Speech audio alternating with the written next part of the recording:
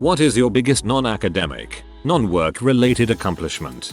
Went from living in the homeless shelter to owning the homeless shelter to help other people get back on their feet like I did. Talk about an no reverse card. Running the table at pool where after the other person broke and I sank every single one of my balls in the 8 ball in one turn. I'm not usually good at pool. A stranger came up to me, said it was one of the greatest things he's ever seen. I think about this often, lol. In a bar, I once called the 8 ball in the side pocket and made it on the break. It was a standard rack, with the 8 ball in the center. I had done it before, but this time I actually called it and made it. An artist at a major animation studio saw my fan art and shared it on their Tumblr. They commented on how funny they thought it was. That was years ago, but it felt great. Not that exciting, but I'm still pretty proud. Winning a blue ribbon at a state fair for my strawberry jam. My husband loves to brag about it, and it makes me feel pretty special when he does. When I was a kid, I saw a guy passed out drunk on the side of the road. Neither of my parents noticed, so I said something. We went back and my dad went to check on him. It was around 20 degrees Fahrenheit out and he was wearing a thin jacket and pajama pants. My dad, who is a paramedic, told me I quite possibly saved his life that night. When I was in university, I came across a drunk guy lying on the median on the way home from the pub. Lots of dorms out that way. The guy's feet were in a flower bed, and it looked like he'd tripped at the edge of the flower bed and decided that the grass was comfortable enough for a quick snooze. As I go to help the guy, I realize it's my roommate. Hilarity ensued.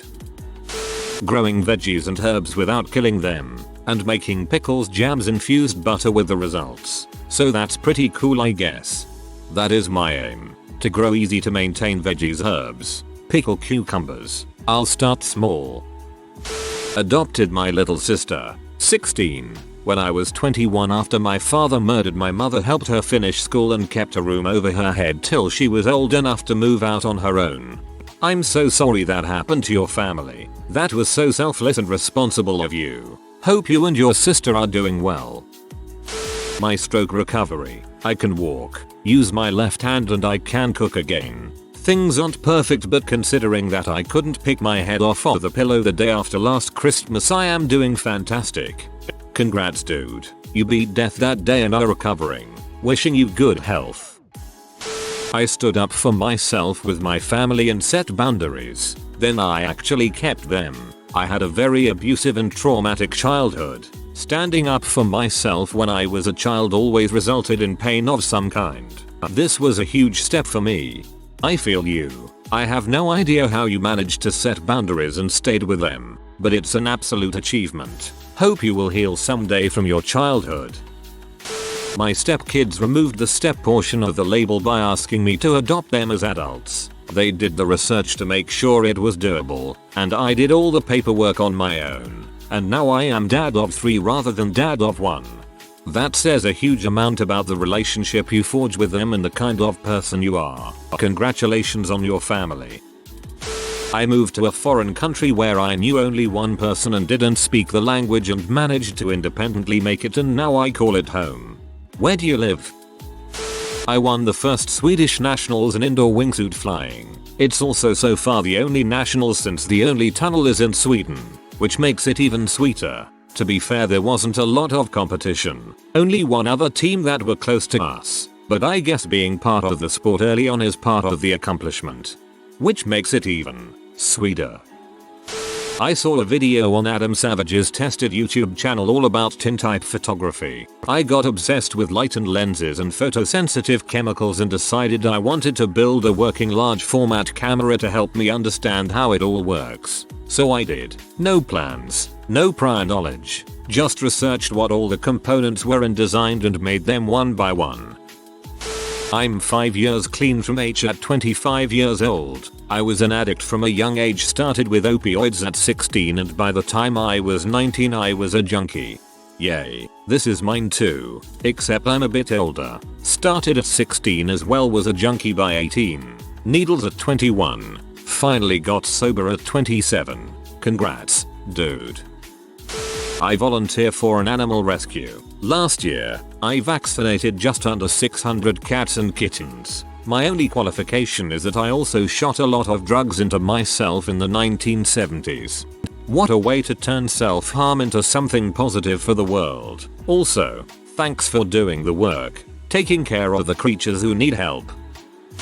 I was sexually abused by a priest dozens of times during a 7-year stretch of my childhood. I blocked all the memories read as, drank away the memories, but when I was around 23, I had a conversation with someone which caused them to resurface. I spoke to a lawyer to see if there was anything I could do. The criminal statute of limitations, 2 years from the time the abuse ended or 2 years from the victim's 18th birthday, was long gone, so I ended up filing a civil lawsuit. He was removed from the priesthood and we settled out of court. As it turns out, he did the same thing to more than 75 other little boys during an 18-year span. But because I spoke up and did something, the statute of limitations for sexual crimes against minors in the state of Illinois was eventually removed. I don't know if that counts or not, but I'm pretty grateful that what I went through wasn't completely for nothing.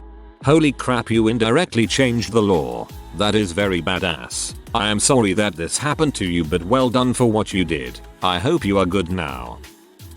I ate a triple burrito in one sitting 10 years ago, for which I won a t-shirt. I still wear the shirt from time to time. I came across an overturned vehicle and some kids screaming driving from Oklahoma to California. Dead of night, winter, middle of nowhere. People weren't stopping but I did. My ex-wife didn't want to stop but I snapped at her. Turns out a girl had been thrown from a vehicle. Her legs were bent the wrong direction. Applied a makeshift tourniquet and got some blankets from my U-Haul. The truck driver stopped and helped me. He called for paramedics and I helped them carry her over the snow ice. In rough parts of the world it can be a common trick to pretend to have car troubles to ambush and rob people. But an overturned vehicle with ice on the road seems like a no-brainer. Probably not the biggest, but I flat out slapped this random man on the street after he grabbed my butt. My hand shook for almost the rest of the day, but I was so proud of myself. Man, I would love to see such a righteous slap. One time when I was a kid, I was chasing my sister around the house with a wiffle ball bat. You know, like how kids do. She took off up the stairs to the second floor and tried to lock herself in the bathroom at the top of the stairs. As she was slamming the door shut, I threw the wiffle ball bat like a javelin and it blocked the door from closing. This happened 30 years ago and it was literally the most athletic I have ever felt in my life until I ran a mile non-stop as a 44-year-old guy.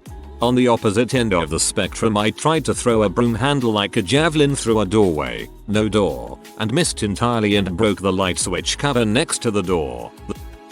I somehow survived 2018 despite having up to 70 seizures a day. I didn't even have a stroke. I am seriously hard to kill and it makes me proud. Finally accepted my appearance. The reduced amount of self-depreciating comments feels like such a relief. I feel we don't see the heaviness of them until we stop. I walked and hitchhiked across the United States to escape the abusive community I grew up in, and rebuilt my life across a continent, against all odds, when by all respects I should have been dead by now. Whether killed at the hands of someone in that old community, or by starvation or exposure. Now I'm in a position where I have a good job, I'm relatively stable, began writing again and am going to start making games again. Maybe even paint again. If I can get therapy to undo the damage that was done that took away my ability to. So there's that. You fought hand to hand for your life and prevailed. That's an amazing thing to do. I convinced someone that I was interesting enough to date and then marry. 10 years in and he still has no clue he's been duped. AWW. That's sweet. I often tell my wife that I tricked her into marrying me. She seems to think that's funny, adorable. Sometimes I think she actually likes me. It's kinda fun. My D&D world. I've been running games in it and expanding it for the past 8 years and there is still so much of it to explore.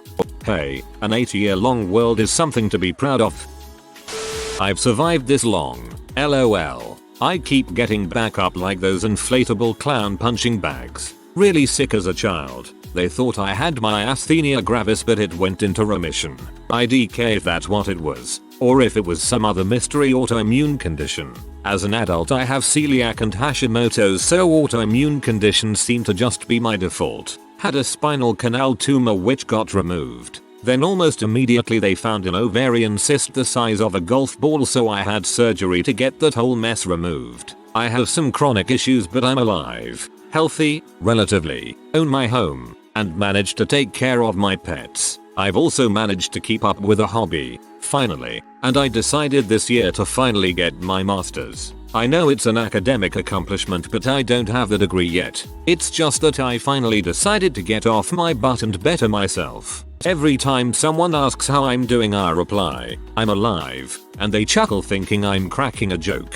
I'm not. I am genuinely thankful to be alive. I also have Hashimoto's and was a super sick kid. It's rough stuff. Glad you're still with us.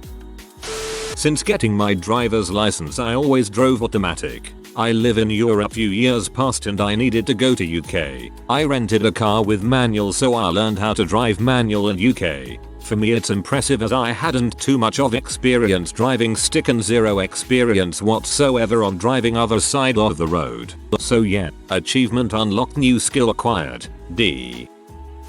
I beat a debilitating phobia that kept me from living my life. Frick, it's the first time I say it and truly realize it. I was in therapy for 5 years before COVID stopped it all, and I'm as well without therapy. I didn't regress at all. The phobia hadn't come back and doesn't control me anymore. I don't need therapy anymore to stay afloat. I will go back to it once I'm fully vaccinated because it will still help, but it's not a necessity to survive anymore. I need to find a good way to celebrate that.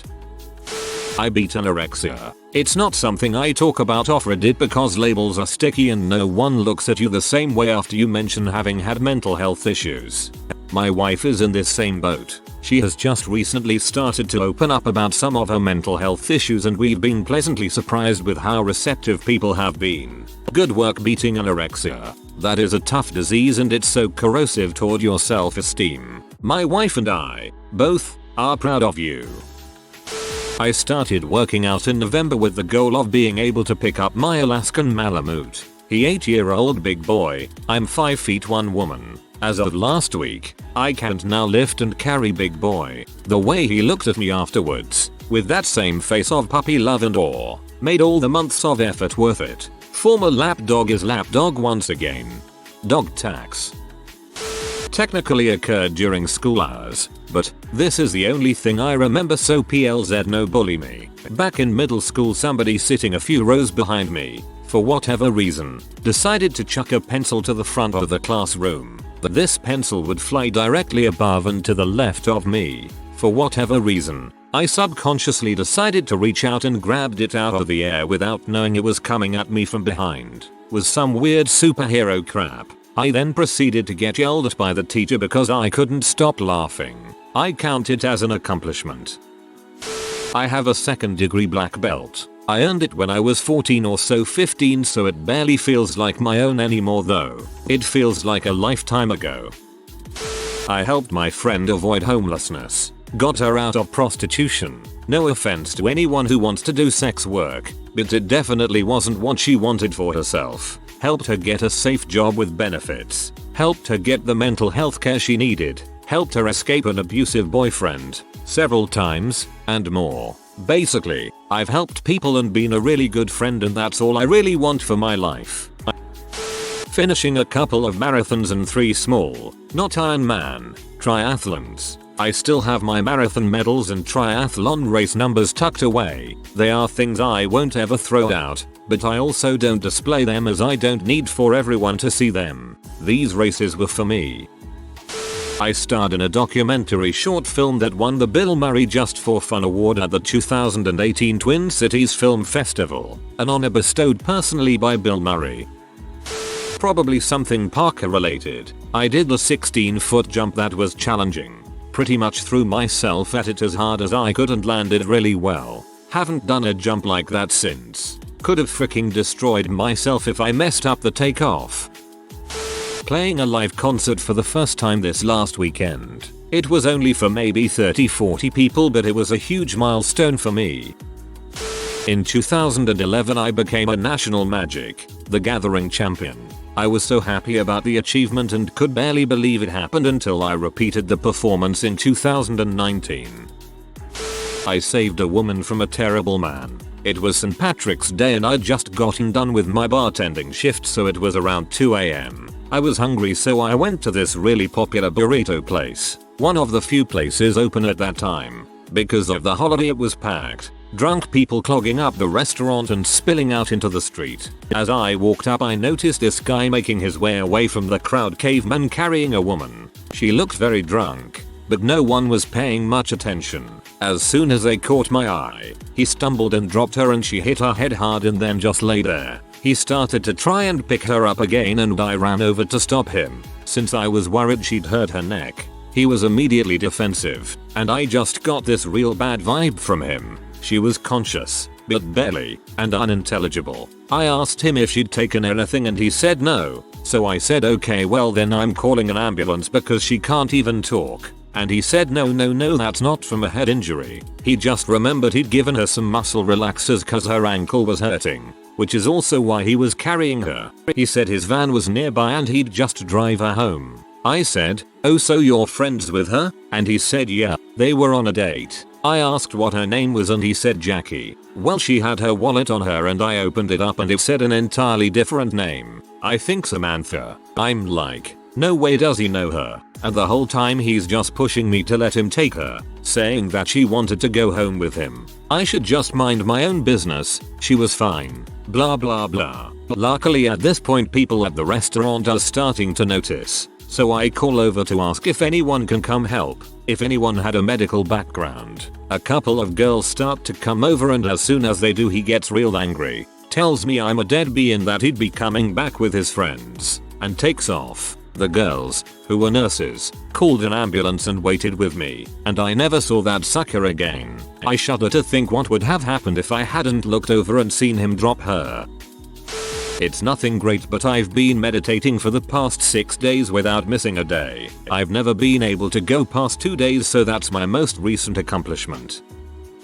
I was one of the first 3 Xbox players in the world to max out the regenerations for the EM4 Cold War Grenadier primary in Titanfall 2. I know it's not exactly the most noble accomplishment, but aside from maxing it out, I also had to develop a unique playstyle to overcome the weapon's disadvantages at a high skill level. I taught a lot of other players how to be successful and have fun with it. It was a fantastic time playing with and getting to know other top Titanfall pilots, some of them being the more popular streamers of the game. I wrote and produced my own sitcom. Was able to make 4 episodes before COVID made it nearly impossible to continue filming. I had a 3-pitch inning and a perfect inning in the same game my senior year of high school. The opposing team was actually decent, too. My coach had a rule where if you did either of these he would take you out for a steak dinner. In this instance, not only did he take me out for a steak dinner, he also bought me a cold beer. It was cool. Got rid of advocacy like 25 years ago and never got dragged back into it since. Many other fails and miserable decisions left and right along the way, but I consider this my biggest so far. Quit my job, moved to the other side of the world with little money and no job lined up. Scored an amazing job within the first month. I now make about 5 times more than what I made in my home country. I'm a generational alcoholic. Lost my mom to the disease in February, 3 months sober and have not taken a drink since. 7 months clean. If you are new to the channel, you can subscribe. I publish new videos every day. Until then, check another video.